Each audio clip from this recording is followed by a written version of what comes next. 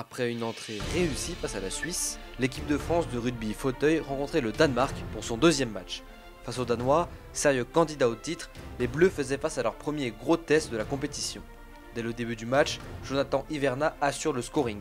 La France réussit une bonne entame et prend directement les commandes de la partie. Mais les Danois ne s'avouent pas vaincus et restent collés au basque des Bleus. Le score est de 23-22 à la mi-temps. Dès le retour des vestiaires, le combat reprend. Chaque possession est âprement disputée, aucune équipe ne veut céder la moindre parcelle de terrain. La bonne défense des Français est payante, ils s'offrent des opportunités en contre-attaque.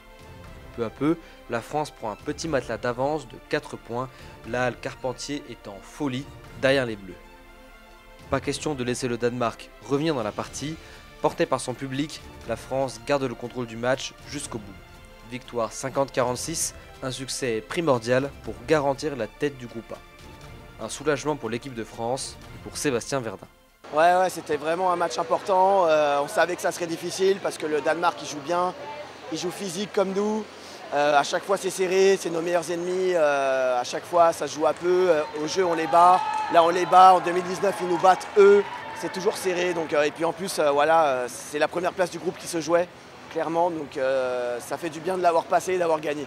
C'est ça, on savait que le Danemark, si on les laisse espérer, ils prennent feu et c'est très dur. Donc il fallait les asphyxier dès le début. Et on a réussi dès le premier quart-temps à leur faire prendre tout leur temps mort, à être vraiment à fond dans la défense. Et je pense que c'est ce qui a fait la différence à la fin parce qu'ils n'avaient plus de jus. On le voyait, ils étaient fatigués alors que nous, on pouvait encore en donner. Et je pense que c'est ça qui fait la différence. Ouais, là maintenant on peut souffler.